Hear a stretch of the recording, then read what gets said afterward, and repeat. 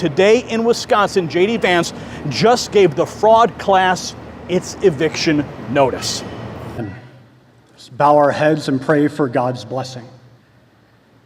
Father, pour out your powerful protection upon all gathered here, especially those of our National Guard that use this hangar, our Vice President, and all our leaders, that under the guidance of the Holy Spirit, they may accomplish God's will in true justice and the order of charity, that our country may please you and merit your blessing. Raise up more faithful young men to serve you in the public sphere, that promoting the family as the foundation of our spiritual lives and society, we may all reach heaven one day and be in complete and total union with you, with all your angels and saints. We ask this through our Lord Jesus Christ, your Son, who lives and reigns with you in the Holy Spirit, God forever and ever. Amen. And may the blessing of Almighty God, the Father, the Son, and the Holy Spirit come down upon you and remain with you forever.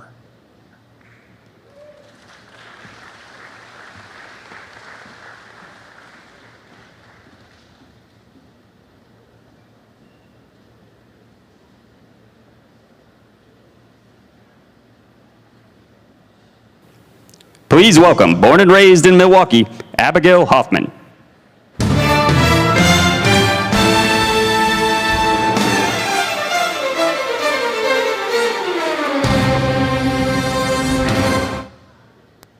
I pledge allegiance to the flag of the United States of America and to the republic for which it stands, one nation, under God, indivisible, with liberty and justice for all.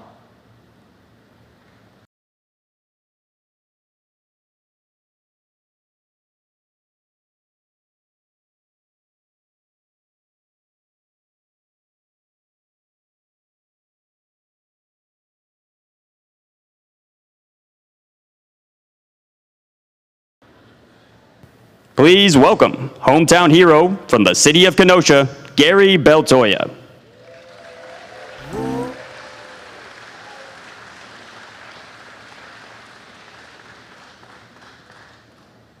Hi, my name is Gary Beltoya. I'm from Kenosha. I served in Vietnam in 1966, 67, and 68. And will you please join me in singing the national anthem?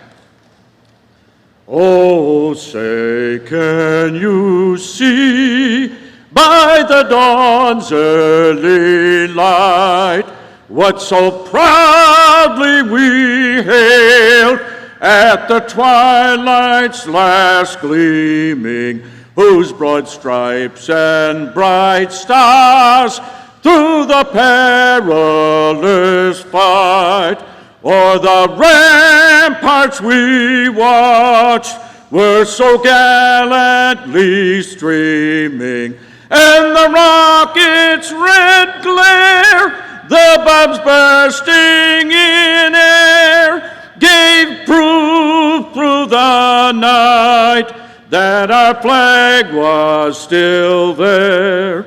Oh, say, does that star-spangled banner yet wave o'er the land of the free and the home of the brave?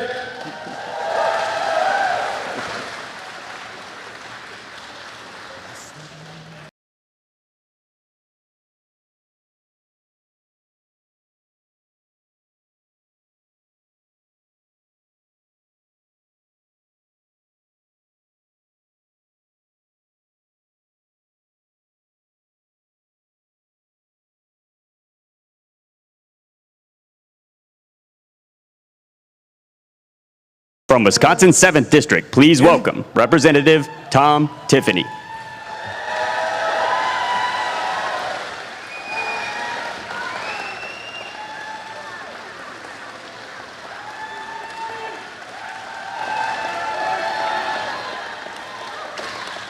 John.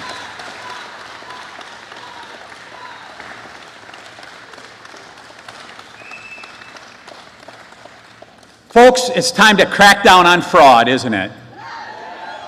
Yes, it is time. It is time to protect the taxpayers of America and the taxpayers of Wisconsin, isn't it? Yes. I want to thank Vice President Vance and Dr. Oz for making a stop here in Wisconsin today.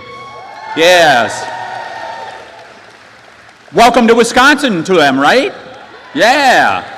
Yeah, no, it's great to have them here as the Vice President has taken on the task of rooting out fraud and waste across this country. As we've seen in places like Minnesota, where it's been out of control, we need to make sure that it's not happening in the Badger State also. But unfortunately, it is.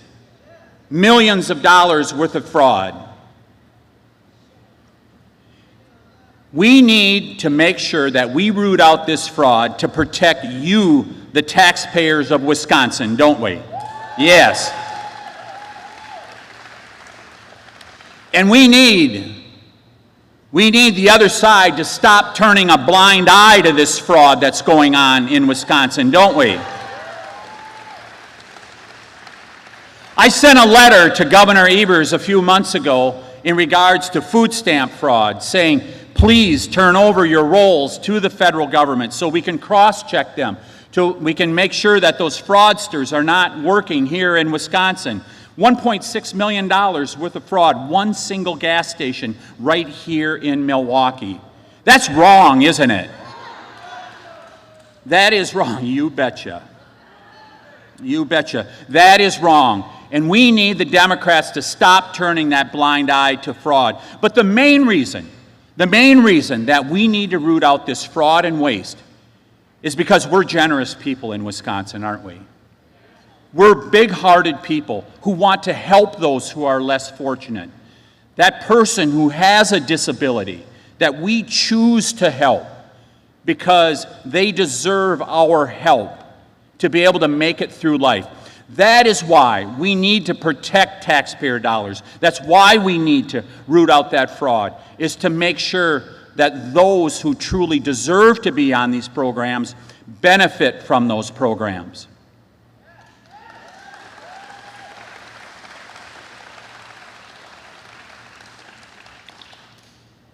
So I assure you, it will not take a letter from a congressman. It will not take a special message from you. As the next governor of Wisconsin, we're going to audit all of state government.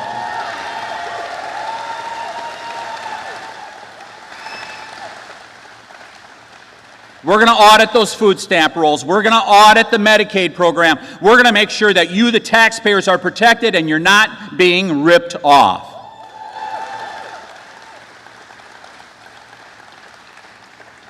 And I can tell you, the amount of fraud that we will allow in Wisconsin is zero.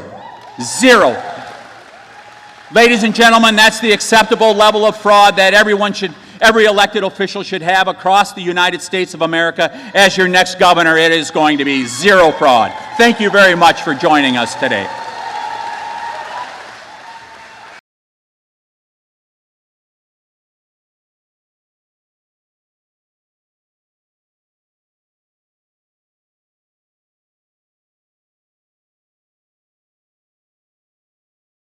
Please welcome State Senator Julian Bradley.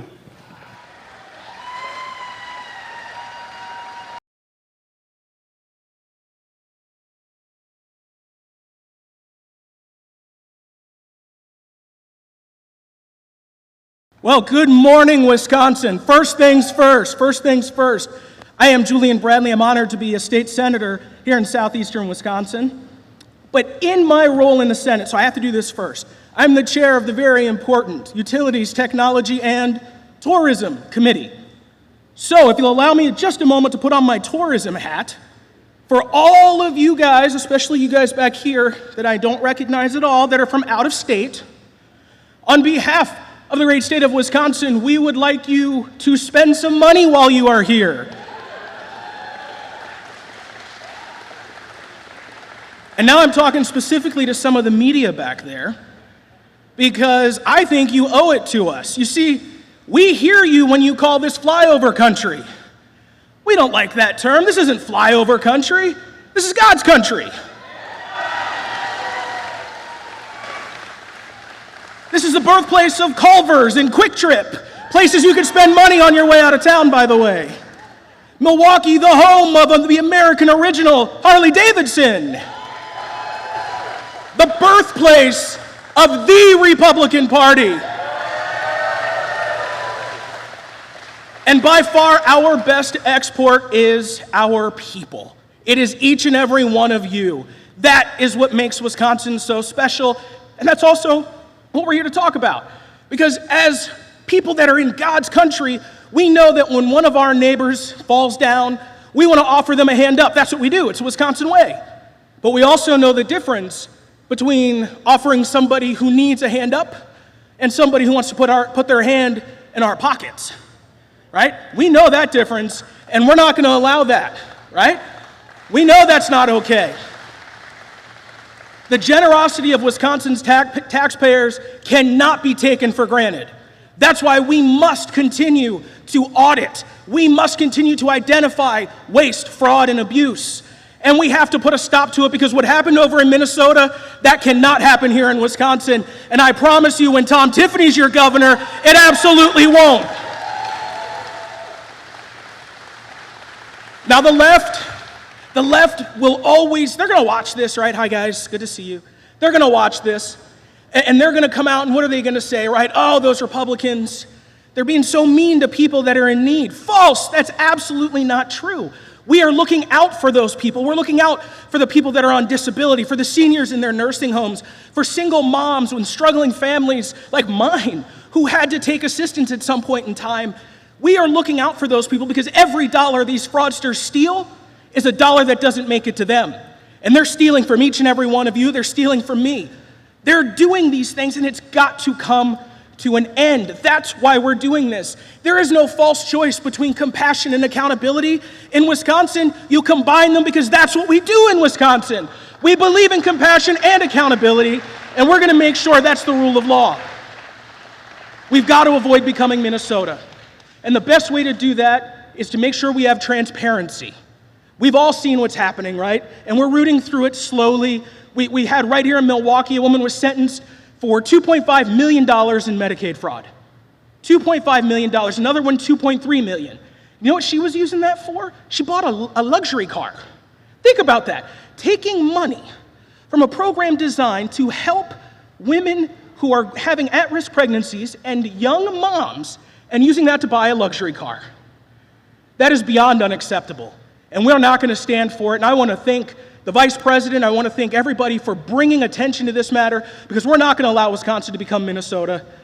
We have more lakes than Minnesota. The fishing's better in them too. They only have 10,000. We have 15,000 strong. Ask Tom, he'll tell you the fishing's better. We're not going to become Illinois. I mean, they can't even keep their football team, right? We are going to remain Wisconsin, because that's what we do. Our motto is forward, and we are going to move forward in rooting out the fraud. We're going to move forward in getting Tom Tiffany elected governor, and we're going to move forward in making sure our state remains the best state in this nation.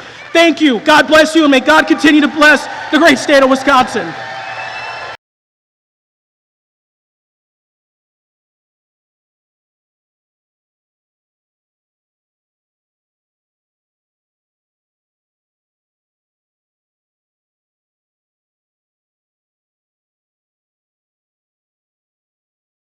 Please welcome State Assembly Majority Leader Tyler August.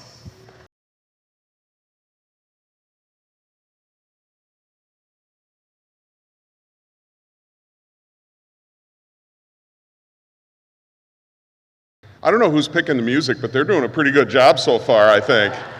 Where else would you want to be than right here, right now, today? Is there anywhere else you'd rather be? Absolutely not. I want to thank the Vice President for coming to Wisconsin today to highlight this issue, as you've heard from other speakers, about how important this is. Now, we have a government in Madison right now that decided to hire a company that was already being scrutinized for their handling of medical assistance programs in other states, and has now got a DOJ lawsuit against them, decided to hire that company here in Wisconsin to run some of our medical assistance program. That is wrong. Why would you do that? I wouldn't do that. Would you do that? Of course not. Of course not. And why is this such an important issue? Of course it's important because it's your money that's getting spent. It's not the government's money. Guess what? The government doesn't have any money. They have your money. And that's important.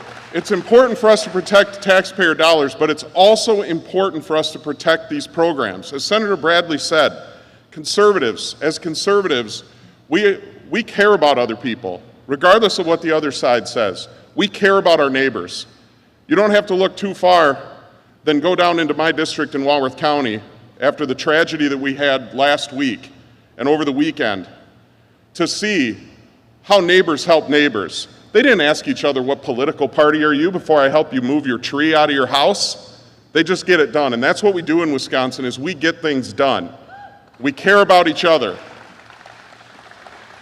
And so we need to make sure that these programs are not turning into what we've seen happen in Minnesota, because we need these programs available for those who truly need it, who need that hand up, who need just a little extra help while they're trying to make ends meet. That's what we're all about here in Wisconsin, is helping each other. But what we're not all about here in Wisconsin is allowing fraudsters to steal from our hardworking taxpayers. And unfortunately, we've started to see some of that, as Congressman Tiffany pointed out.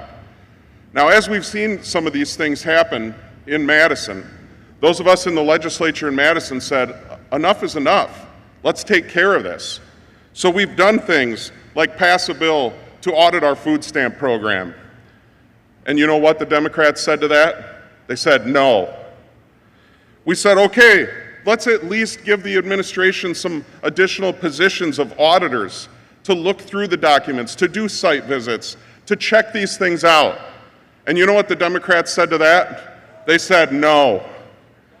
And then we said, okay, if you can't get on board with that, at least we can all agree in the state of Wisconsin that we shouldn't allow those who are here illegally to access our medical assistance programs, right? We can all agree on that. But you know what the Democrats in Madison said? They said, no, we want those people to be able to access these programs. And they voted against that bill, and the bill was vetoed. So what we need is your help. You need to tell your friends and families these stories. You need to tell them how Democrats in Madison are okay with you all as taxpayers being defrauded. We need to tell the message long and all over the state that when it comes to protecting your tax dollars in these programs, Democrats say no. But I know with all of your help, heading up until November, we will send a resounding message to every Democrat up and down the ballot who doesn't want to protect these programs, doesn't want to protect your taxpayer dollars. And you know what we will say to them? We will say no, and we will have the day in November. So thank you all so much for being here. Thank you to our great Vice President and President for leading on this issue here in Wisconsin, and thank you all for being here. Thank you.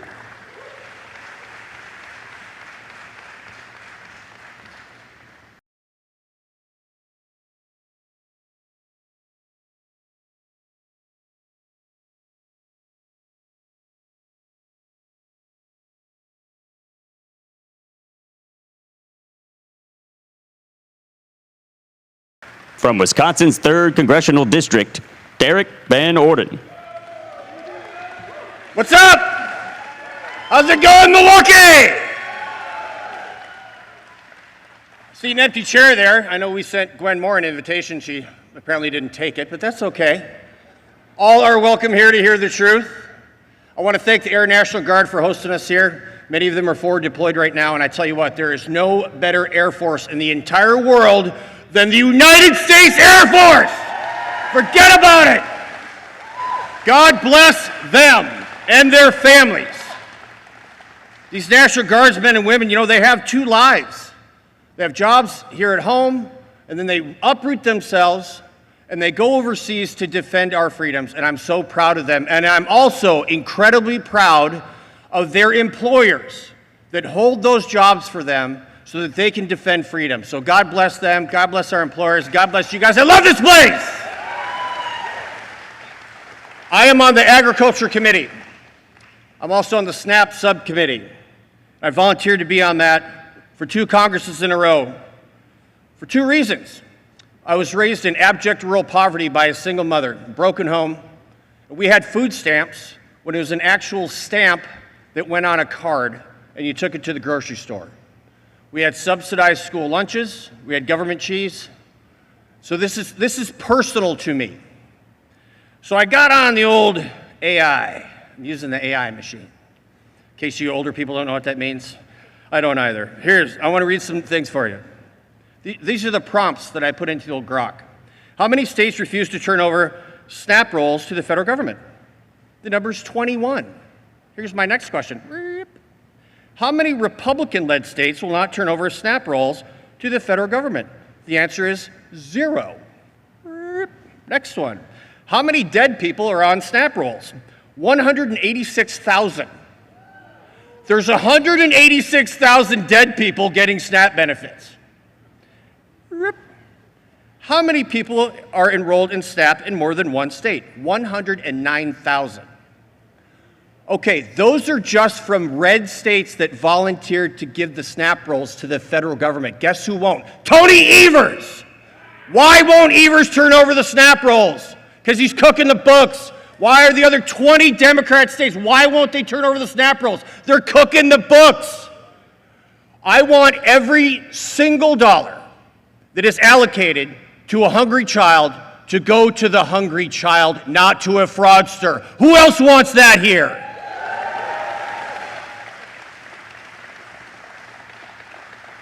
These people are literally taking food out of the mouths of hungry babies. And that's unacceptable. You know who knows that? President Donald J. Trump.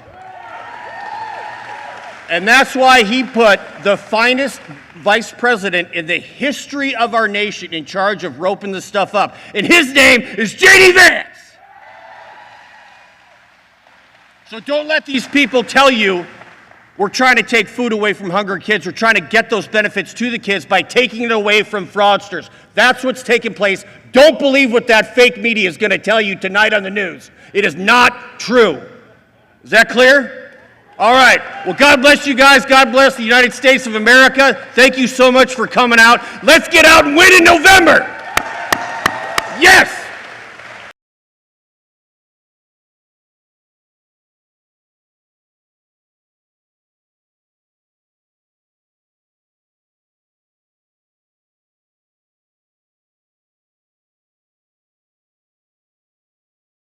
From Wisconsin's 1st District, please welcome Representative Brian Stile.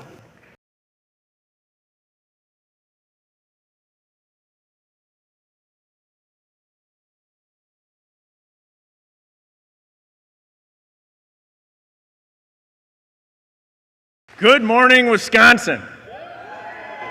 Isn't it? It's always a great day to be in Wisconsin. We're sitting here in the 128th Refueling Wing.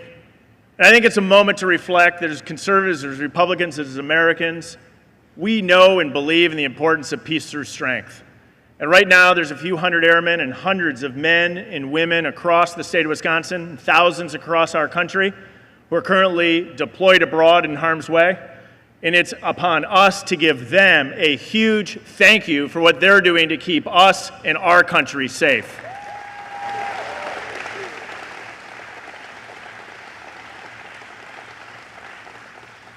It's a great day to have the Vice President here, head of the Fraud Task Force. An important task to root out the waste, fraud, and abuse in so many of our programs. The difference in many ways between conservatives and liberals is how we think about this.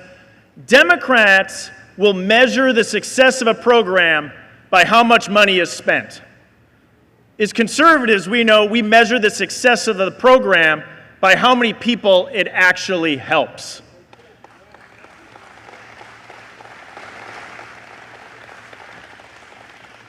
This is why we all get so fired up when we watch fraudsters steal millions of dollars of hard taxpayer money. But also, that money is being stolen from the people the system was designed to protect. Just this year in the state of Wisconsin, multiple cases here in Milwaukee County, individuals that have defrauded millions of dollars. One woman pleaded guilty, and the Obama-appointed judge noted that there was staggering amounts of fraud. Fraud so egregious, it's actually hard to wrap your head around. And use that money to live an exorbitant lifestyle, buying fancy purses and shoes and Rolex watches and foreign luxury cars. The people that these programs were designed to help are the people that are suffering under this waste, fraud, and abuse. Digging into those numbers, I looked, and one of the things that occurred with this woman is she worked and billed, accordingly, over 24 hours a day. Now, I know a lot of hardworking people in the state of Wisconsin. We're known for our hard work. But I've never met anybody that's worked more than 24 hours in a day. That is the waste, fraud, and abuse that we need to get rid of in these types of programs. Do you agree?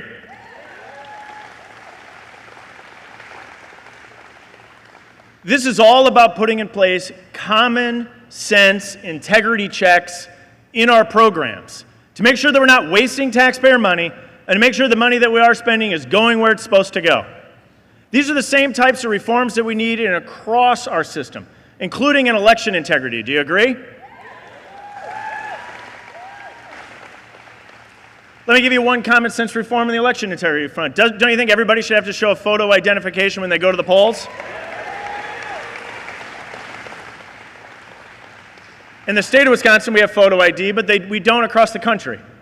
We have an opportunity to pass the SAVE Act, make sure that only U.S. citizens are voting, and that the people who go to the polls are who they say they are when they show their photo identification. Makes total common sense. I was having this debate in Washington, D.C. a couple weeks ago with a Democratic colleague of mine. We were going back and forth on photo identification. Got in my car, flew home, driving back to my home in Rock County, pulled over to grab a six-pack of beer. Walked in, the clerk recognized me. She said, "Hey, Brian, how you doing?" I said, "I'm doing pretty well." She said, "I need to see your ID." No problem. Pull out my wallet, showed the woman my ID. She said, "Thank you very much. Let me buy the beer." As I was walking out of there and started driving home, I thought to myself, it is absolutely nuts that we protect our beer more than our ballots in jurisdictions across this country.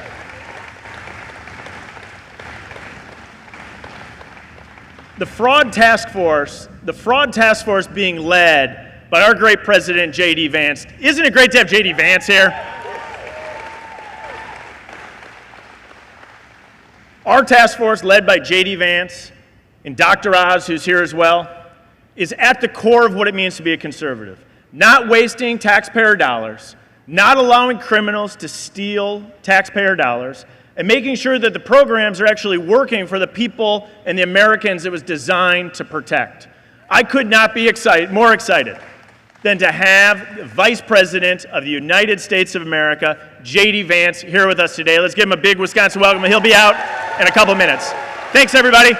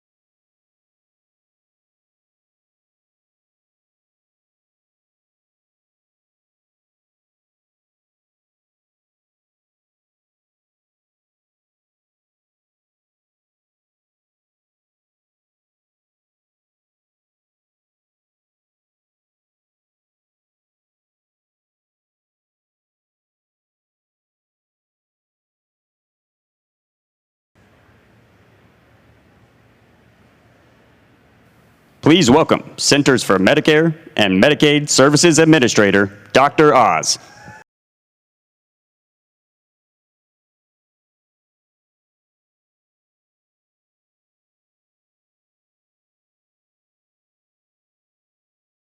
Thank you very much. So the Vice President and I just flew out with some members of the task force who I hope you'll get a chance to meet for a second. But Kim Brandt, who's next to me, is going to help present a little bit of the significant amount of work that the Anti-Fraud Task Force has been able to accomplish just since its creation by the President in February. And I'm going to come back to that story because it's sort of important for the larger narrative. But I want to tell you a story about how this is all coming together, how we got here, and where we are headed. And it all starts, by the way, with an all-of-government approach. When the Vice President took over this task and has wonderfully been able to pull together different arms of government that historically had been fighting separate battles into one unified approach, it made a big difference. But I want to remind you that when fraudsters steal from Medicare, from all of us, they don't just steal your money. They steal your health. It all sort of fits together in this larger rubric. And when they do that, and they take our trust away, and they corrupt a process that diverts dollars, the system collapses under the weight of the fraud that we're facing. And then essential services, things that we all think should be actually out there helping our most vulnerable, they start to go away. We've already seen this happen in Minnesota. We're seeing it happen here in Wisconsin. Other states are facing similar problems. So the programs we're supposed to pay for, we no longer can afford to pay for because they're being taken advantage of. No more. No más. Now, the Vice President is going to explain in great detail what happens after the fraudsters steal the money. But what this woman, Kim, we call her Killer Kim for a reason. Go get him, Killer Kim. What Killer Kim has been able to do, and she's a Buckeye, so she resides originally from the state that the Vice President comes from, which is perhaps his affinity for her, but it's not just that. He respects, as all of us do, the ability of people working within government at every level, and she's Chief Operating Officer, in charge of fraud in particular at CMS, our agency, is in charge of making sure the money never leaves the building. That's how you stop the fraud from happening. And we're going to give you some examples of this because I want you to feel proud and hopeful about where we are headed with the Fraud Task Force's efforts. So earlier this year, the program integrity team, again led by Kim, but it also features Janine Iwugo, Wisconsin's own Jen Dupee.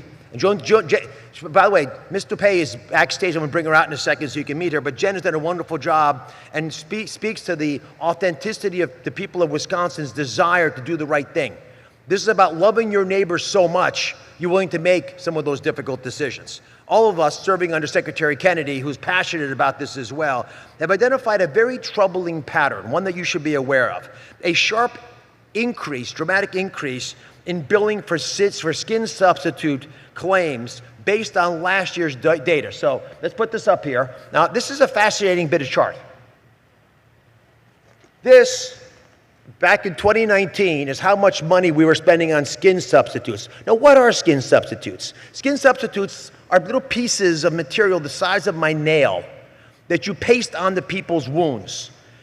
Unfortunately, fraudsters can pretend to do that, and sometimes they will actually paste more little pieces of, again, stamp-sized material on your skin than you have surface area of your skin. There are fraudsters making $1 million a patient on this stuff. And when that happens, you take a program that used to be under $200 million, you take it up to $14.5 billion. That's a lot of money. And that bankrupts not just hospital systems and physician groups, but it causes major problems across the entire landscape. But it also sends a message that we must not care about fraud. Because if in 2021, 2, 3, 4, if you cared about fraud, you would have prevented this from happening. We thought this number was going to be over $25 billion this year. So we took action. And the number now we're projecting is less than 1% of that.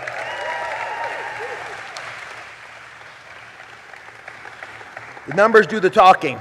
In the meantime, what we noticed, and protecting taxpayer dollars is what this is all about, we noticed that people were billing for last year's, because we shut it down this year, they were billing for last year's work. And late March, we began an investigation, and we stopped paying the bad guys.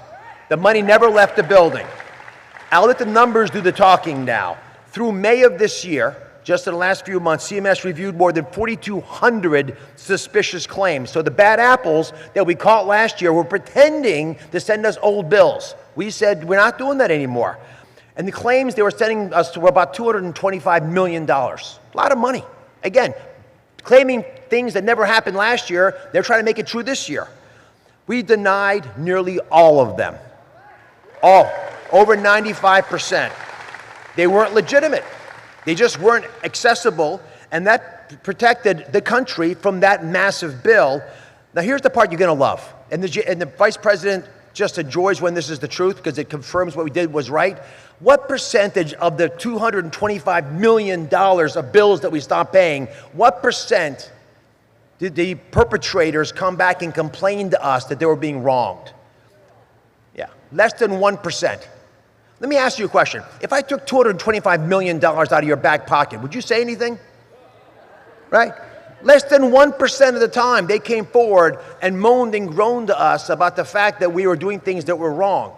That's a shockingly small number. And again, that's how easy it was for these guys to start stealing money from the federal taxpayer. We taught fraudsters by what we did during COVID. We taught fraudsters by what was happening in the last administration that they didn't have to worry about law enforcement. It wasn't going to be a problem, and we certainly weren't going to be watching the billing so carefully that we would actually stop payments. Part of this effort, by the way, has resulted in a massive decline across the board in the amount of fraud in this area. That's our detect and prevent strategy. It's in action. It's enabled us to uncover problematic patterns. In roughly 80% of the denied dollars were concentrated in just a few little jurisdictions. You know what that tells us?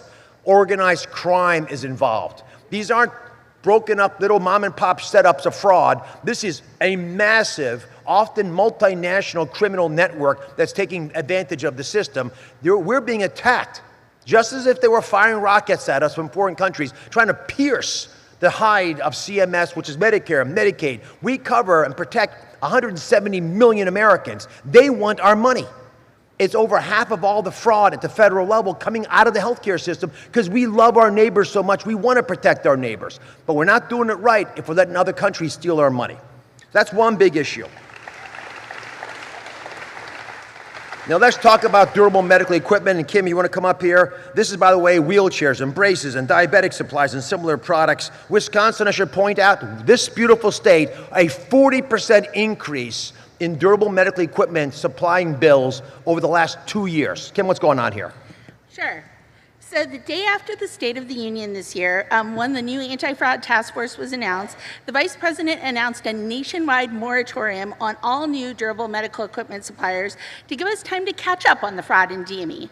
So I'll tell you this, in South Florida alone, there are twice as many durable medical equipment suppliers as there are McDonald's.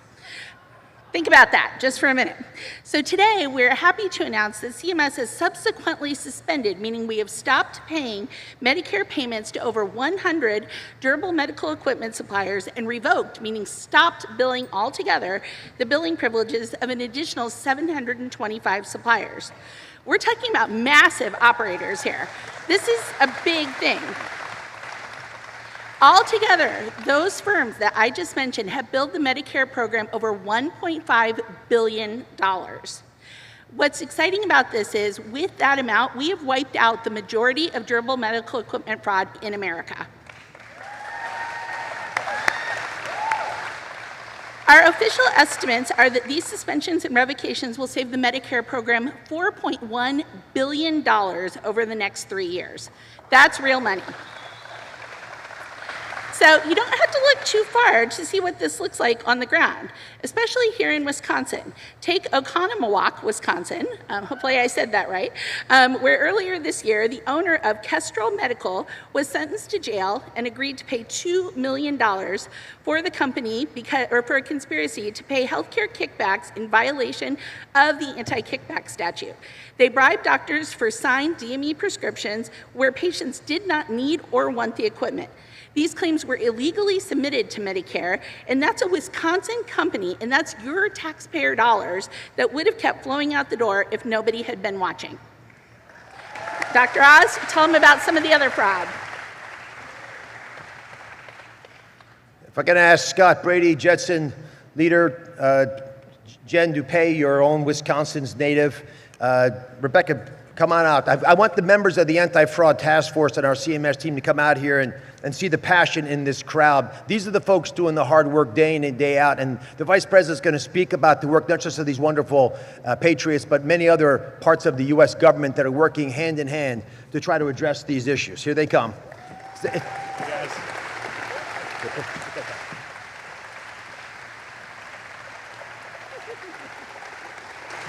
This is Jen from Wisconsin. Give her a hand. Go back to the board. All right, you got them all. Rebecca Armstrong behind me is our chief of staff. You've got Scott Brady, who's from my native state of Pennsylvania, U.S. attorney there, and helping with the task force. Jetson is one of the most brilliant minds I know of, who lived firsthand through what happens when you're on the bottom half of the financial pyramid in America and people are stealing the benefits that all of us have decided that you deserve. It bankrupts the system. So I want to talk about this picture for a second because it really bothers me. Unlike Jen, who is a remarkable patriot, Marquita Barnes, who's also from Wisconsin, is the opposite. This reprehensible case, and by the way, you notice that purse for the women out there in particular? That's a beautifully Louis Vuitton purse. Nice purse, they're pretty expensive, by the way. I checked before I came out here.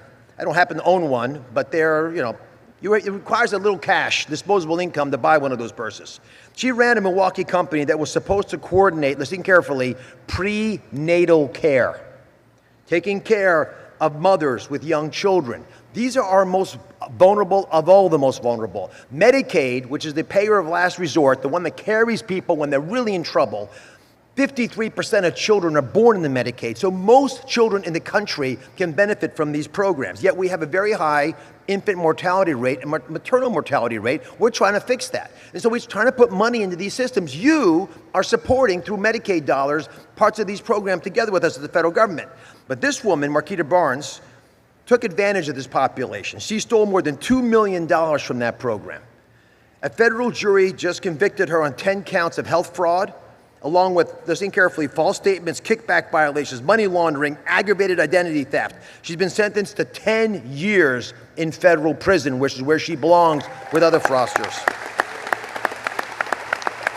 And here's the part that should make every one of us angry. Fraud in this space got so severe that in Wisconsin, despite your kindness, this program, this very benefit program that supports these mothers, has had to be cut back on a little bit, because the fraud got so bad.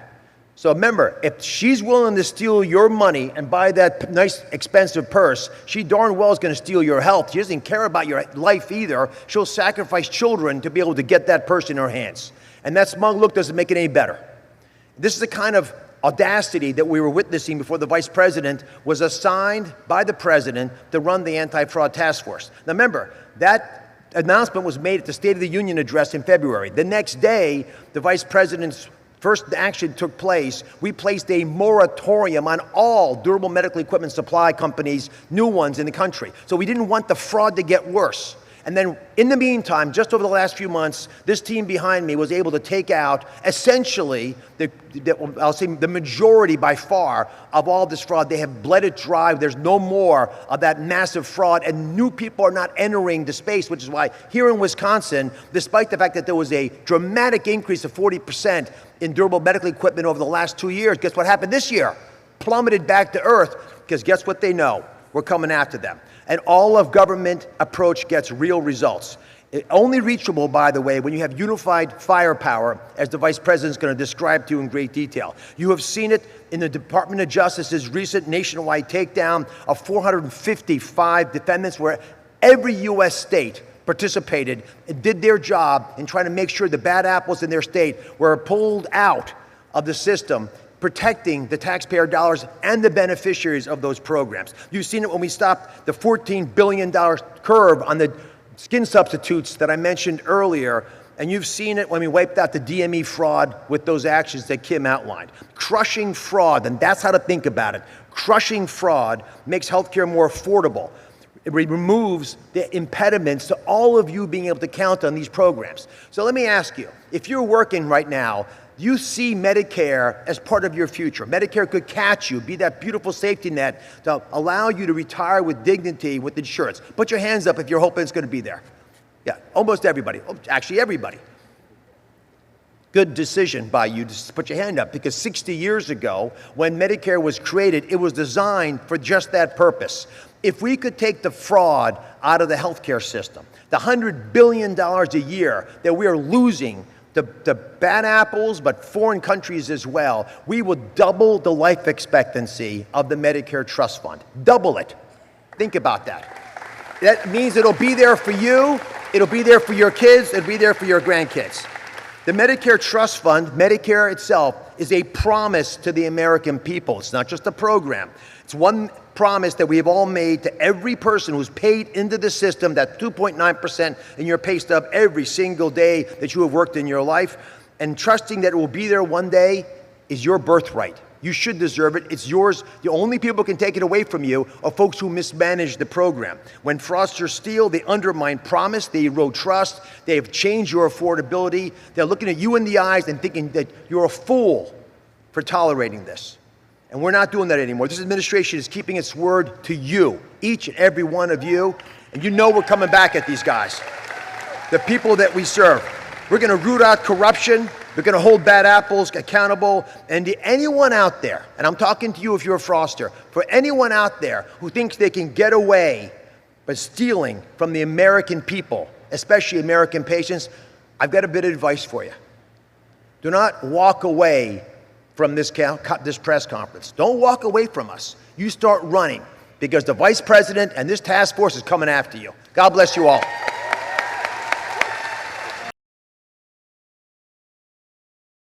This is Scott Brady. I want you to know what he looks like, and remember, he's coming back. For people like me, this is Jetson Leader Lewis, like you, superstar. Just wake up and not this is your own Jen DuPay.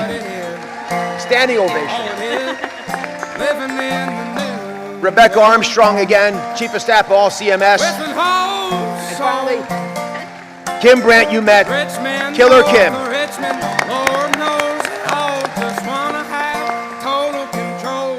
Wanna know what you think. Wanna know what you do. And they don't think you know, but I know that you do. 'Cause your dollar ain't shit, and it's taxed to no end. 'Cause the rich men, 'cause the rich men.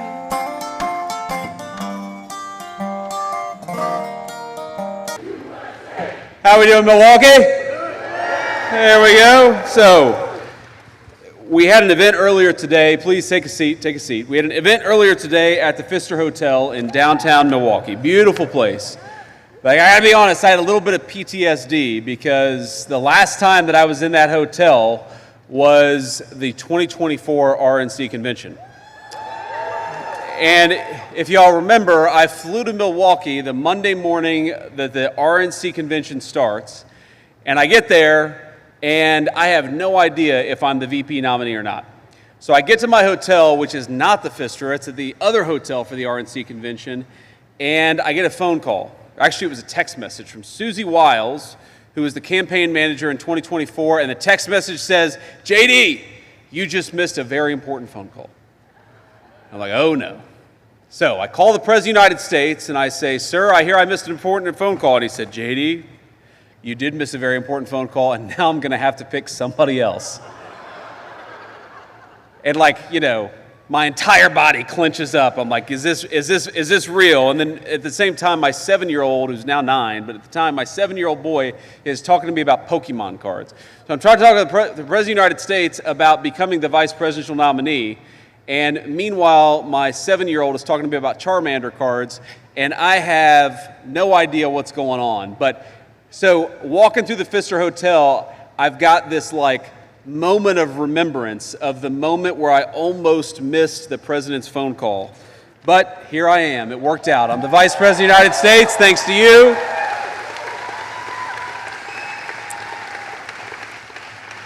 So we're here to talk about fraud. We're here to talk about protecting your taxpayer money, and most importantly, we're here to talk about protecting the programs that exist that are funded by the generosity of the people in this room and that ought go to the people they're meant for and not to make fraudsters rich. It's a very, very simple principle.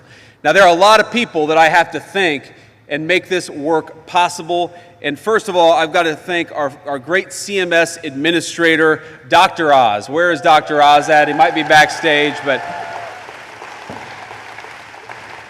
Dr. Oz and our team at the Fraud Task Force, Kim Brandt and Scott Brady. Kim and Scott, please give a round of applause to these guys. They have protected more of your money than anybody.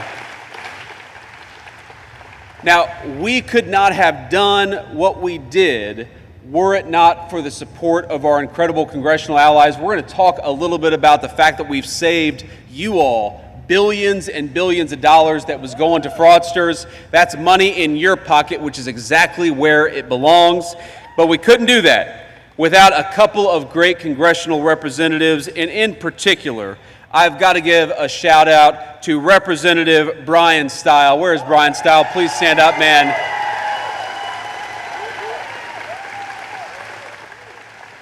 He has been a phenomenal champion for the state of Wisconsin. He has taken the fraud issue more seriously than anybody. So, Brian, thank you so much for what you're doing.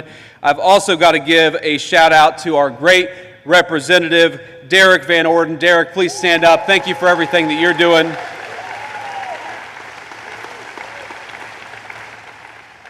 And I got to say, it would be so nice to have a governor in this incredible state, one of the most beautiful states in the union, especially this time of year. I love Wisconsin, or as you guys say, Wisconsin. Love Wisconsin, but we have got to have a governor who takes fraud as seriously as the President of the United States, who's trying to save your money as much as we are in Washington, and that's Tom Tiffany. Tom Tiffany is who we got to elect the next governor.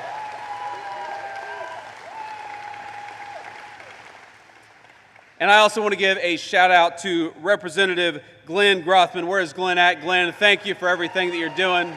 God bless you. And then Representative Tony Weed. Where is Tony at? Tony, thank you so much, man. So proud of you. And of course, he's a little far away from home, but our representative, or not yet a representative, runner up for North. Look, this, stand up. Good-looking guy, young guy is going to make the next great congressman.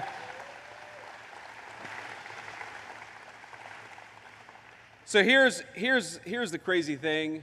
Ladies and gentlemen, we don't have two parties that disagree about tax policy or regulatory policy. We have got a party that is fighting for fraud and a party that is fighting against fraud. And I don't know about you, but how about we give more authority, more power, and more influence to the party that is trying to save your money and send the fraudsters to prison? That's all we're trying to do.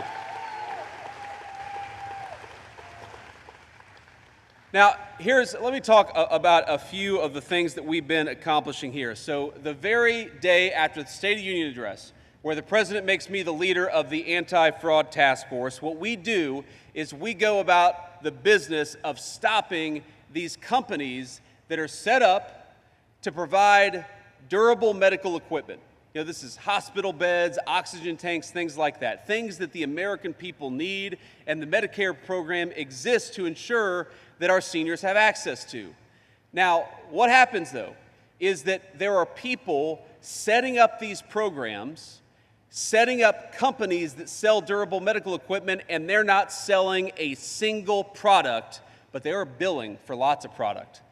Billions and billions of dollars was being billed to you, was being billed to the program that exists to ensure that our seniors have health care. And you know what that means. Number one, the fraudsters were getting rich, but number two, our seniors who desperately needed those resources, who needed the hospital beds and the oxygen tanks, they weren't getting them because the fraudsters were getting rich off the generosity of the American taxpayer. So you know what we did? We came in and we said, we are not sanctioning a single one of these companies to defraud the American people. If you say that you're going to provide medical equipment to our seniors, we're going to confirm that you're actually delivering product before we pay a single one of those bills. And we save billions of dollars. And you know what happened is we had great support from Brian Stile and Derek Van Orden and all of the other great congressional representatives to keep that money out of the hands of fraudsters to ensure that it went to the seniors who needed it. And you know what happened? Not a single congressional Democrat stood up and said, we are going to fight back against fraud. And that's the problem with modern congressional Democrats. You know, I was raised by blue-collar Democrats. They were Christian, patriotic people, union steel workers who loved the United States of America. But my mama and papa, the people who raised me, they supported Democrats because they felt like the Democrats of 20, 30, 40 years ago had better policy. Now, you may agree or disagree with that, but today, this is not about better or worse policy. This is about who is supporting the fraudsters and who's supporting you. And I know beyond a shadow of a doubt that if Mama and Papa were alive today, they would not recognize the modern Democratic Party in 2026. They would not recognize a party that tries to send your money to illegal aliens instead of our hardworking seniors who earned those benefits and ought to have access to them.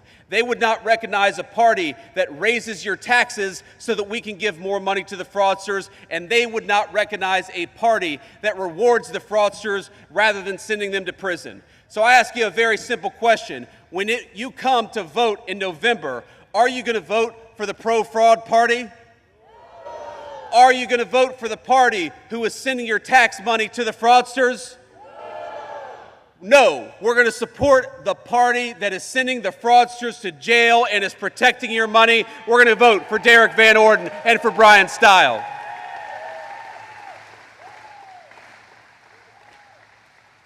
Now, I want to talk about another fraud crackdown, and this is almost hard to believe. But, you know, we have a program called the H-1B visa program. And this goes to show how broad-based the fraud task force is we're fighting for your taxpayer money, but we're also making sure that fraudsters don't take advantage of these visa programs.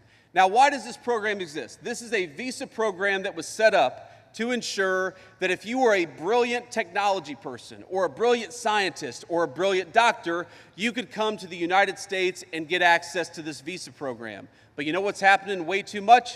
Is that big corporations and fraudsters overseas are using this program to undercut the wages of American workers. So you know what we're doing in the Trump administration? We're saying no more. If you were trying to take advantage of that visa program, you are not allowed into the United States of America. Today, I'm proud to announce that the Federal Department of Labor has started dozens of subpoenas and investigations into foreign fraudsters who are trying to take advantage of the H-1B visa program. Here's a simple principle. Ladies and gentlemen, American jobs ought to go to American workers and not foreign fraudsters, and the Department of Labor is fighting back against it. Now here, I want to talk about something else here. To my right, to your left. This is a program, again, there is so much fraud, or there was so much fraud in the federal government, we're taking it off of the books. But so much fraud, I didn't even know this program existed, okay? So what is allografts? These are the, skin grafts that people get when they get a wound or they get a burn, a very, very important medical procedure. But a medical procedure that was being radically taken advantage of. So if you go back to 2019, 2020, 2021, you see less than $1 billion is paid for these skin grafts. Again, these are very important procedures for the people who need them. What happens under the Biden administration? All of a sudden, we go from less than $1 billion spent on these skin grafts to $15 billion in 2025. And actually, in 2026, the number was supposed to be $25 billion. But because we cut down on fraudulent payments and fraudulent billing, we saved you $25 billion. That number is now well below $1 billion today. That's a simple, good government action. And again, my friends, we want the people who deserve these treatments, who need these treatments, to have access to them. If we spend all your money giving these treatments to fraudsters instead of giving them to the people who need them, then those programs aren't going to exist anymore. And I just have this look, we're a generous country. I love that we're a generous country. My family sometimes benefited from these programs that ensured that poor children would have a bite to eat or would be able to see a doctor. I sometimes had a meal because the American people were generous enough to say that we're not going to let our young American kids go hungry because their parents can't afford a bite to eat. I think that's an amazing, amazing thing about our great country is we're generous enough to lend a helping hand to our fellow citizens in need. But when your government allows, whether in the state or the federal level, when we allow that money that ought by rights go to feed poor children, but instead goes to fraudsters, we destroy the social fabric of the United States of America. So what I take very seriously as your vice president, what Derek Van Orden and Brian Stile take very seriously as your congressional representatives, and what Donald Trump takes seriously as the President of the United States is this sacred promise that it exists between the government of the United States and its citizens. That when you pay your tax dollars, it goes to the people who need it, not to the fraudsters, which is why we're throwing those fraudsters in prison. It's exactly where they belong.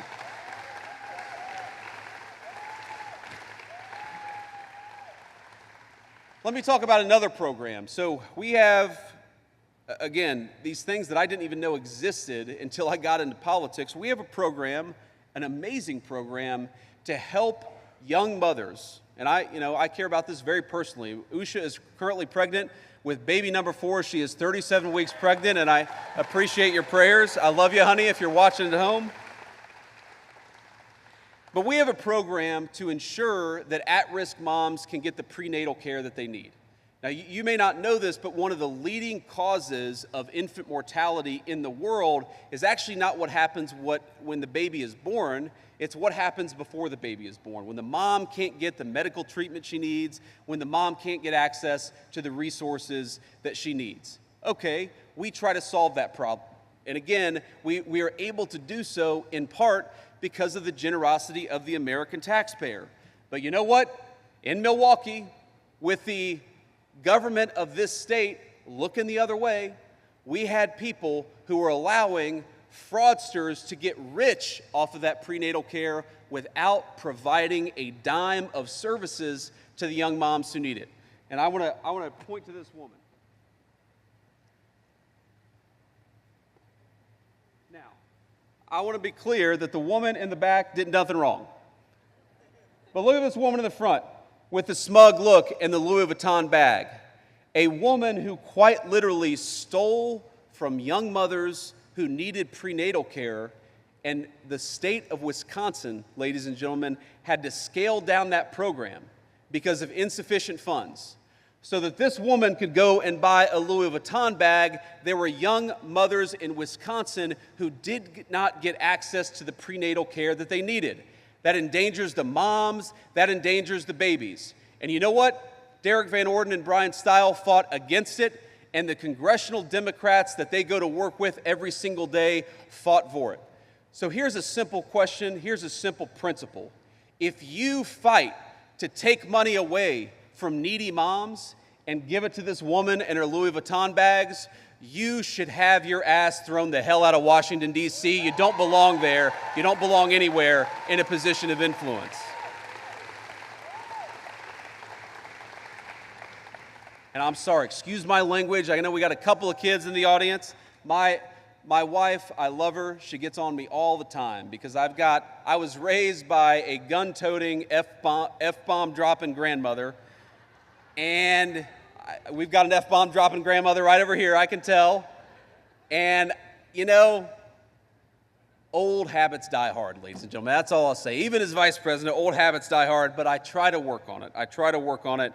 And here's what I want to close with, and we'll take some questions from the reporters. We have an opportunity to keep the momentum of the last couple of years, and particularly the last few months. We can keep on fighting fraud, or we can reward the fraudsters. We can kick criminal illegal aliens out of our country, or we can reward people for stealing your tax money. We can protect those moms who need that prenatal care, or we can give it away to people who are trying to take advantage of you and take advantage of the system. This is not a normal election because we're not running against people who maybe have different ideas about tax policy or regulatory policy. To the people watching at home, I understand you're of course not going to agree with the president and the vice president about every single issue. But what I hope we can all agree on is the simple principle that the people's government exists to fight for the people and not the fraudsters. So, thank you.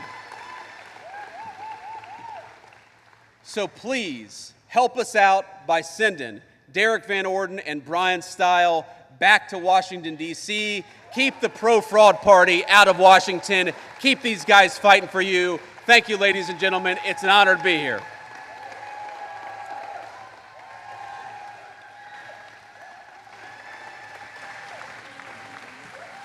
Now, I'm going to take some questions here, but it's funny, you know, sometimes people call, I got to make sure it's not the president. He's over at NATO right now. Okay, it's not the president. But let me start with the local reporters here, and go ahead, guys, and fire away. I'm an open book. I'll answer any question. Mr. Vice President, welcome to Milwaukee, welcome to Wisconsin, welcome back. I'm Julia Fellow with 620 WTMJ. You've been overseas, the president is just coming back from Turkey, memorandum of understanding, we're looking at gas prices, what's going on with the Strait of Hormuz. The president was saying that he was going to strike tonight, like now. So can you tell us what is going on right now? Where are we with the war in Iran? Yeah, so look, we made a deal with the Iranians, and we had to step back a little bit. Before you even get to the deal, the simple fact is that thanks to the incredible efforts of our amazing U.S. military, to Pete Hegseth and Dan Kane, the President of the United States, just amazing people. But most of all, thanks to the troops, we came into the situation with maximum leverage and maximum strength. Their nuclear program was destroyed. Their conventional military was destroyed. And you've got some people within the Iranian system who are saying, you know what? We want to change our relationship with the United States. We want to turn over a new leaf. And the president said, okay, we will sit down at the table and negotiate and see if the smart people in that system can take over from the crazy people. Well, here's the basic deal that we cut. The basic deal that we cut was, we'll lift our blockade if you stop shooting at ships. But if you shoot at ships, we are going to punch back, and we're going to punch back harder than ever before. That was the deal. They said they would stop shooting at ships, and what happened 24 hours ago? They started shooting at ships again. Now, they were good. They were well-behaved for about a week, but then they started shooting at ships. So the deal is very simple. If they shoot at ships, we're going to knock the hell out of them, and it's that simple, and that's the basic way it's going to work.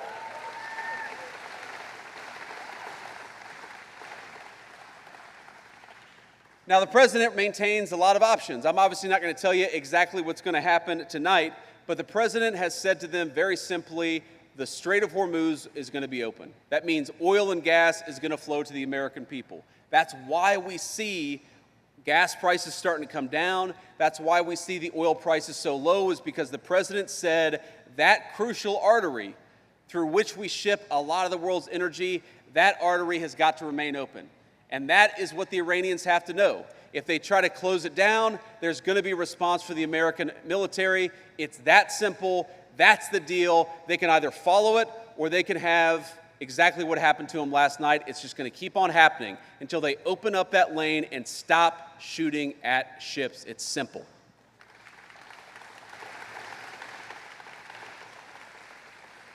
Next. Thank you, Mr. Vice President. Matt Smith from WISN TV in Milwaukee. The president has talked about election fraud as well a lot. Just yesterday, Milwaukee's mayor sent your office a letter saying he would love to meet with you and some election officials here in the city after agents started asking questions and interviewing people about 2020 again. So I'm curious, what can you tell us about the FBI investigation here in Milwaukee into 2020, and why are they re-looking at that election here in the city? Well, first of all, if I did get the letter from the mayor of Milwaukee, and he wants to meet, and he's welcome to come to Washington, D.C. I'll sit down and meet with him. We don't have time to meet with him today because we got to get back to Washington, but I'm happy to meet with him. I will say it was a little bit of he doth protest too much. because I came here to talk about financial fraud. I came here to talk about the fraud against our prenatal program for our young moms. And some guy sends me a letter, the mayor of Milwaukee, and says, we don't do any election fraud, we don't do any election fraud, we don't do any election fraud. And my response to that is, you know what, it kind of reminds me of like a couple weeks ago, I get home to the Naval Observatory, the nicest public housing anywhere in the United States of America, and my 6-year-old greets me, and I love my little boy, but he's a little mischievous, and he gives me a big hug. He says, Daddy, I'm glad you're home. I didn't steal any of the cookies. I said, huh, that's interesting that you volunteered that when I wasn't even talking about that. Well, of course, he stole the cookies. So when I hear a guy protesting out of nowhere, I did not do any election fraud, I did not do any election fraud, it makes me wonder, why is that guy protesting so aggressively? It's a little odd.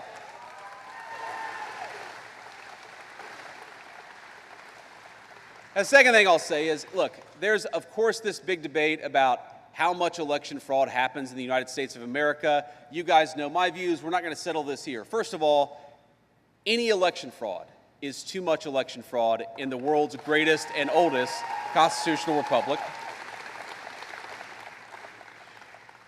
And number two, if Democrats want us to stop talking about election fraud, I make them a simple deal. Pass the Save America Act and get voter ID, and we'll stop talking about election fraud.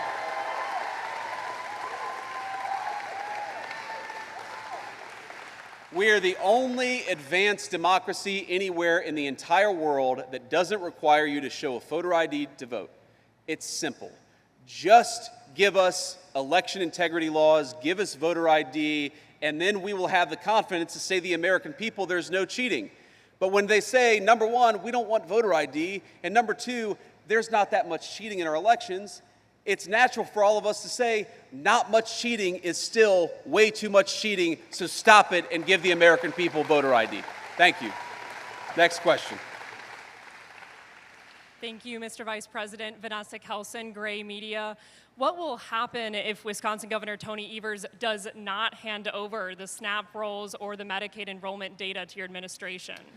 Well, look, we're going to look at what we can do to force him to give her that data, and just to give some context to the question for those of you who don't know.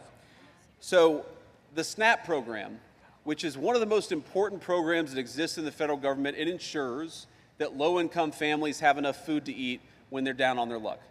Would you be shocked to know that most states do not do eligibility checks for the SNAP rolls anywhere?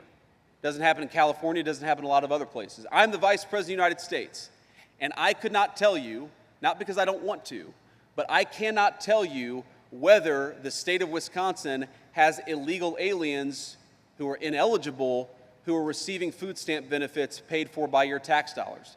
And the reason why I don't know the answer is because the governor of this state will not give us the data that allows us to say, well, this person is eligible, this person is an illegal alien, scratch them off the list. Now ask yourself, ladies and gentlemen, that is, in my view, borderline criminal. If you are administering a program collecting billions and billions of dollars and you don't check whether the people you're giving that money to are actually entitled to it, that is a complete scam that's being perpetrated on every single person in this room. So what we've asked the governor to do is just give us the data so that we can check whether you've got illegal aliens on your food stamp rolls, and he's saying absolutely not. And I think the only plausible explanation for that is that he cares more about protecting illegal aliens than he does the good citizens of Wisconsin. It's a scam, and it has to stop.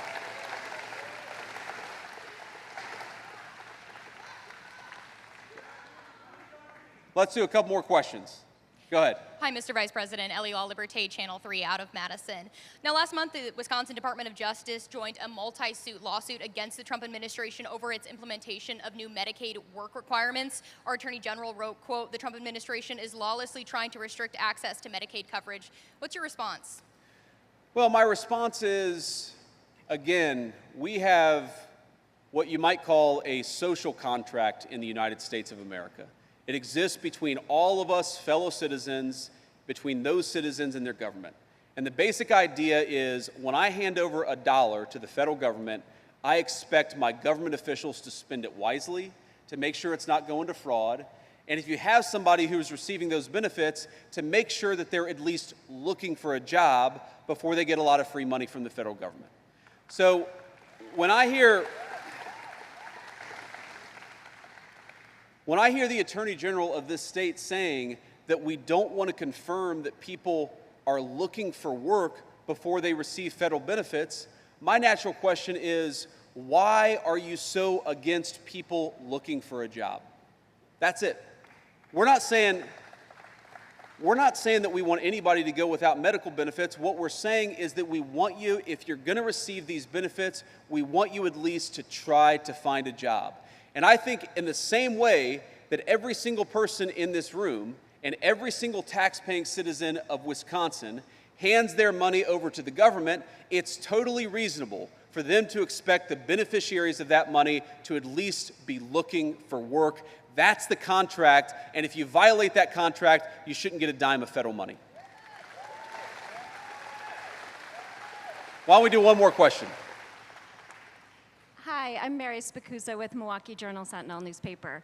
My coworker and I started investigating prenatal fraud here in Milwaukee almost a decade ago, and we noticed that state officials started investigating, federal officials, federal prosecutors.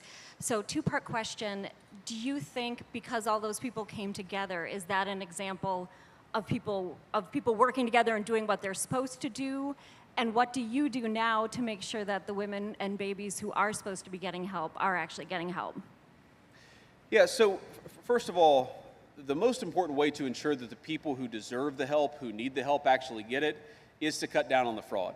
Because money doesn't grow on trees, and there are limited resources. This is one of the reasons why I personally care so much about fraud. I want to save every single one of you money, but I also want to ensure that when a young mom goes in to get some prenatal vitamins and she can't afford them, she's able to get access to them because a fraudster hasn't taken advantage of that program.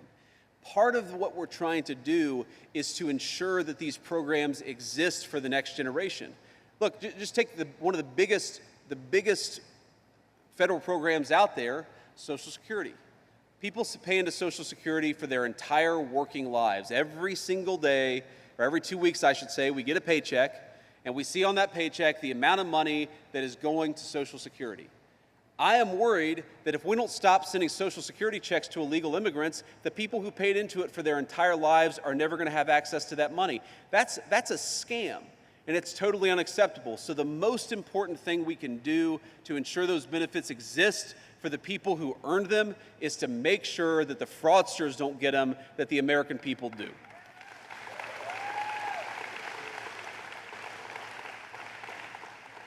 But you also asked about this mail fraud investigation, and absolutely, the answer to your question is yes. I think that's a great example of the federal government and the state government working together to cut down on fraud, and we want to see that model replayed and replicated on a number of programs.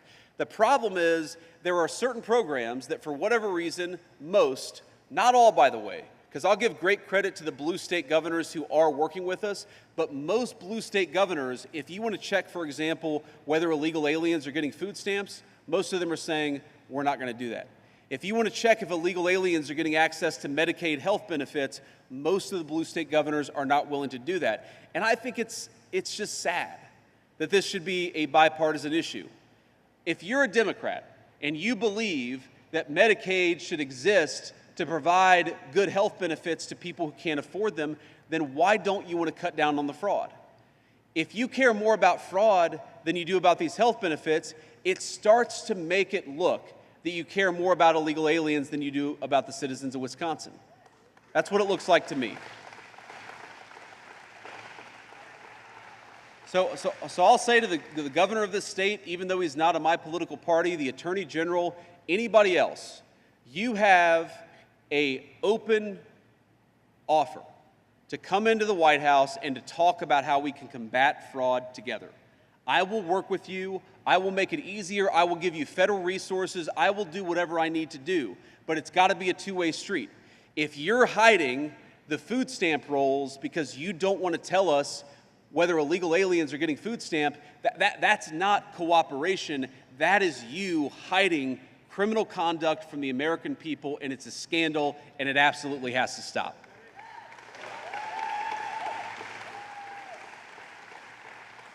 So let me just close here with an observation, and that's that, we're getting into election season, and you all obviously care a lot about politics, and sometimes in election season it starts to feel a little bit like red team and blue team. People look at the fundraising numbers, they read the media stories, they read the scandals, particularly in Maine, if you're into political scandals. Might I recommend a Google search on Graham Plattner? But we ought to remember that this is not red team versus blue team. This is about whether the American people get wise and honest political leadership or whether they are represented by a bunch of crazy people in their Congress. Every 2 years, the American people get to vote on who represents them in the United States Congress and the United States Senate. Every 2 years, we come together as a country and make this determination together. My pitch to the voters out there, especially the voters who haven't made up their minds, on Derek Van Orden, on Brian Stile, on all of our great congressional representatives, it's not that you're going to agree with us every single time. Because nobody, even a committed Republican, is not going to agree with me on every single issue. It's not that we're always going to see eye to eye. What I will tell you is that what separates Derek Van Orden, Brian Stile, and all these great congressional representatives from their Democrat counterparts is that right now, the Democrats don't even pretend to be fighting for you. Now, we could disagree, for example, about what should the police department's budget be. That's a reasonable, rational conversation for Republicans and Democrats to have. That's not the conversation that we're having. We're having the conversation about whether we support our police officers, which is what Republicans want to do, or whether we abolish police departments, which is what the Democrats are proposing to do. We can talk about what our exact immigration level should be. Of course, reasonable minds are going to disagree. But that's not the debate that we're having. The Democrats that are running today are running on abolishing ICE and opening up the American southern border. We can disagree.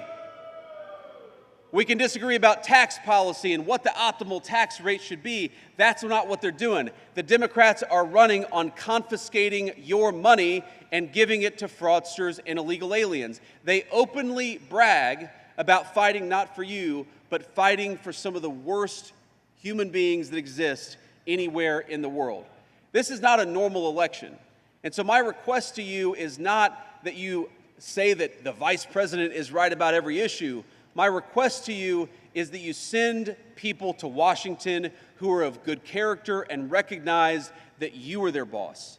Not the fraudsters, not the illegal aliens, and not the bosses of the 21st century Democratic Party. There are a lot of Democrats out there, a lot of independents, and of course a lot of Republicans who look to Washington and don't recognize the congressional leadership of the Democratic Party in 2026. Well, I'd say to you, if you don't recognize that congressional leadership, you can join this movement. If you want an American political party that fights for the police instead of against them, vote for Derek Van Orden and Brian Stile.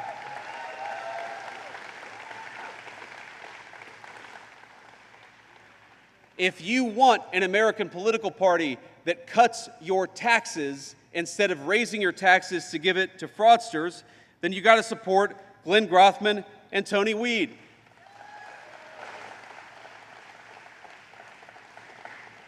If you want somebody who ensures that whether you're rich or poor or black or white, public safety should be the God-given right of every single American, that you ought to be able to walk down the street without the fear of being mugged, that you ought to be able to take your family to a nice dinner downtown without having your car jacked. If you believe in basic public safety for all of us, rich or poor, then send Michael Alfonso to Congress. Don't send the crazy person running against him. My point is that this is not a normal election of people who disagree about this or that issue. By and large, there are exceptions, of course, but by and large, the Democrats have thrown their lot in with the people who want to abolish the police, who want to open the border and want to give your money to fraudsters instead of moms who need it. Ladies and gentlemen, I have a simple request. When you go to the ballot in November, when you cast your vote, send us people to Washington, D.C. who fight for you and send the crazy people back home where they belong. God bless you, and thank you for having me here in Milwaukee.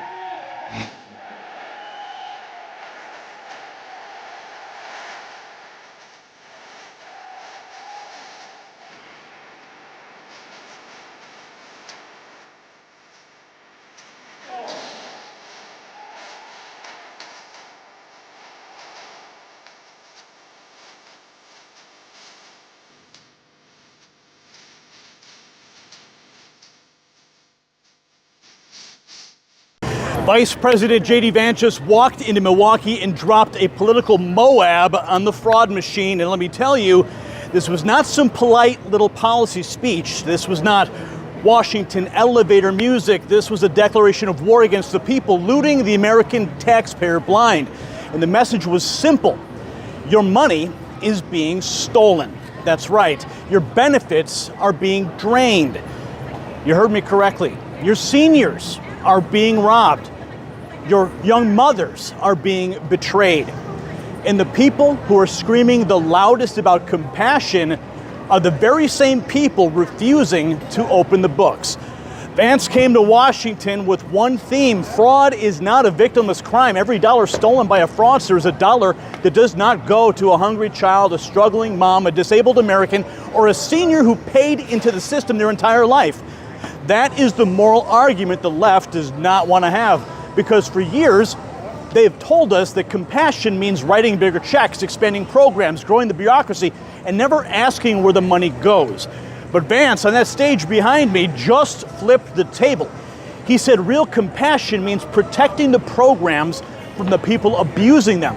Real compassion means making sure Medicaid actually helps the sick. Real compassion means making sure SNAP actually feeds hungry families. Real compassion means making sure prenatal care money goes to young mothers and babies, not fraudsters buying luxury bags and living large off of your paycheck. And then he went right at the Democrats. He said, we do not just have two parties disagreeing over tax policy anymore. We have one party that is fighting fraud and another party that is protecting it. You see, friends, that's the line. That's the whole clip, right? That's the entire ball game. Because when the Trump administration says, give us the data so we can see if illegal aliens are getting taxpayer-funded benefits, what do the Democrat governors say? Well, they say no. When Republicans say, let's check the rolls, let's audit the programs, let's make sure dead people are not getting benefits, let's make sure people are not double dipping across multiple states. And what do Democrats say? No. When taxpayers ask, where did the money go? Democrats suddenly become very quiet. And Vance, he said the quiet part out loud. Why are they so afraid of an audit? Why are they so terrified of voter ID? Why are they so resistant to basic eligibility checks? Why do they fight harder to protect the fraudster than the taxpayer? See, that was a theme right here in Milwaukee today, and then came the hammer. Vance said that the modern Democrat Party has become the pro-fraud party. Not pro-worker, not pro-family, not pro-senior. No. Pro-fraud. You heard me correctly. And then he tied it all together. Medicaid fraud, SNAP fraud, election integrity, illegal immigration, H-1B abuse, taxpayer money being siphoned away from Americans and handed to people who never earned it, never qualified for it, and in some cases may not even be legally entitled to be here. Now, the media will try to sanitize this. They'll say that Vance attacked benefit programs. No, very wrong. He actually defended them. That's what he did. He defended the people those programs were created to serve. He defended the taxpayer who funds them. He defended the single mom, the senior, the disabled American, the young mother who needs prenatal care, and the working family getting crushed while bureaucrats look the other way. You see, that's the difference right there. The left measures compassion by how much money government spends. Vance said conservatives measure compassion by whether the help actually reaches the people who need it. And that is devastating, because the fraudsters are not just stealing money, they are stealing trust. They are stealing the social contract. They are stealing the promise that if Americans pay into the system will not be looted by scammers, foreign nationals, fake companies, dead names on benefit rolls, and politically protected rackets. This was not just a speech. This was a warning delivered in Milwaukee today. A warning to the fraudsters that the old game is over. To the politicians hiding the data, the spotlight is coming. And to the media trying to bury the story, well, not this time, and not on Gary Franchi's watch. And to the American people, this is your money. You earned it. You see, you paid it, and you have every right to demand that it stop being stolen. So Milwaukee became the front line today. JD Vance did not come here to give a soft campaign speech. He came here to put the fraud machine on notice. The Trump administration, they're auditing. That's right. They're investigating. And they are demanding the data. Hand it over. They're naming the names too. And they're making one thing absolutely crystal clear. Compassion without accountability is not compassion. It is corruption. And today in Wisconsin, JD Vance just gave the fraud class its eviction notice. I'm Gary Franchi, reporting from Milwaukee for the Next News Network. We'll see you at the next report.